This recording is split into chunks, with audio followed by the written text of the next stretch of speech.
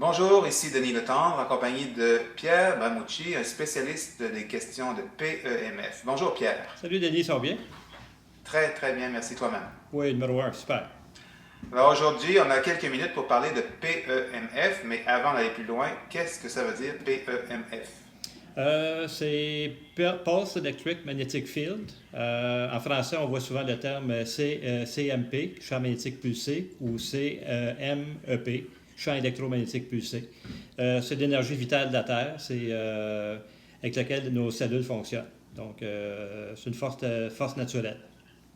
Donc c'est pulsé, alors qu'est-ce que ça veut dire par rapport à des aimants? Tout le monde connaît les aimants, on sait un peu comment ça fonctionne.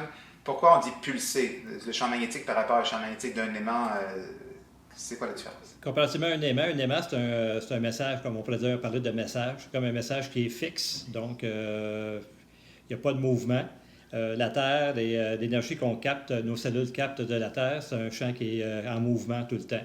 Donc nos cellules réagissent beaucoup mieux à une énergie en mouvement qu'avec des aimants finalement. Donc, c'est ça. Donc, que ce soit de manière naturelle ou de manière reproduite par un appareil, c'est vraiment une énergie vitale dont on dépend pour vivre, à même titre que l'eau, l'air et le soleil, et ces énergies-là de base.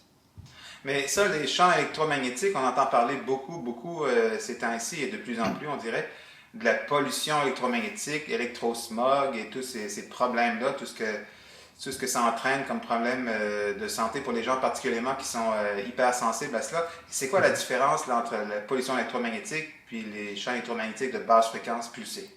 Ben, c'est ça. Les champs magnétiques de basse fréquence pulsée, ça rentre les scientifiques ont déterminé, par exemple, la force, les fréquences, le type d'onde que le noyau, que la Terre dégage finalement. Donc, on peut parler de fenêtres naturelles, biologiques. Donc, ces ondes-là sont loin d'être dangereuses, sont vitales à notre survie, comparativement à des appareils pour lesquels on parle de pollution ou électrosmog, pour lesquels nos cellules n'ont pas été faites. Donc, exemple, la fenêtre terrestre des fréquences qui reviennent, on parle de 1 à 30 Hz. Et plus souvent, plus spécifiquement, on parle de 12 Hz à peu près. Donc, tandis qu'on parle de gigahertz, 15 milliards de Hz pour certains appareils, certains dans la pollution électronique qu'on reçoit. Donc, nos cellules ne sont vraiment pas faites pour cette énergie électropollution finalement. Loin de là. Donc, juste pour clarifier, quand on parle de Hertz, on parle de cycles par seconde, donc c'est la fréquence, si je Exact. comprends bien. Exact.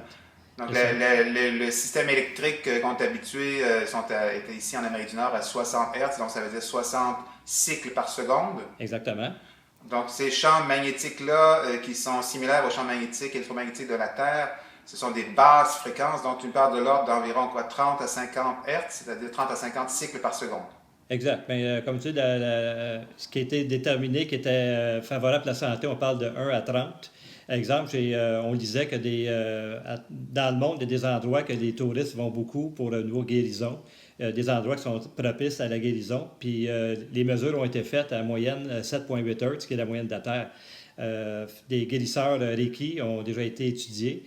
Et la moyenne, quand ils apposent des mains sur quelqu'un, ça donnait une moyenne de 7,8 comme par hasard.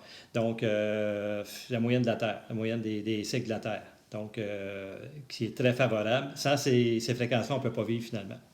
Donc, ces fréquences-là n'ont absolument rien à voir avec la pollution électromagnétique des gigahertz ou mégahertz ou des fréquences extrêmement, c'est-à-dire des millions, des milliards de cycles par seconde. On est envahi de ça. Là. Les villes sont rendues Wi-Fi, Bluetooth, tout ça. Donc, on disait dernièrement que le champ magnétique de la Terre a baissé d'intensité depuis 200 ans à peu près.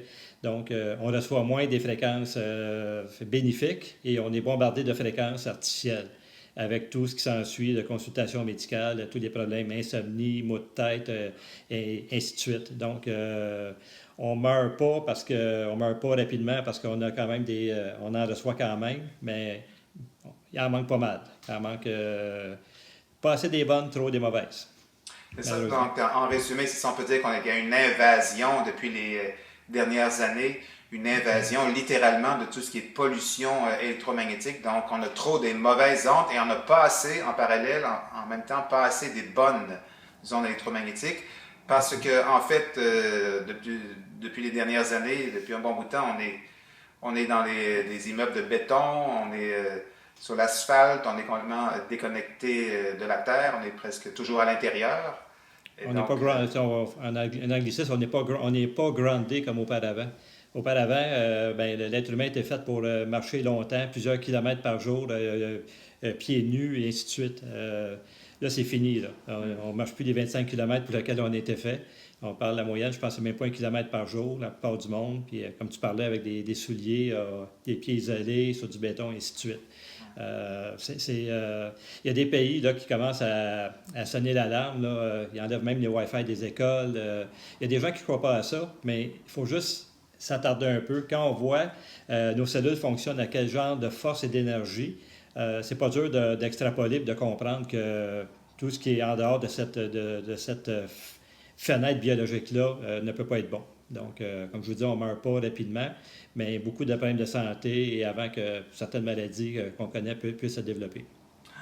Une chose certaine qui est irréfutable, c'est quand on se couche dans le gazon, qu'on marche pieds nus dans le gazon, pieds nus sur la plage, dans l'eau, on se sent tellement bien.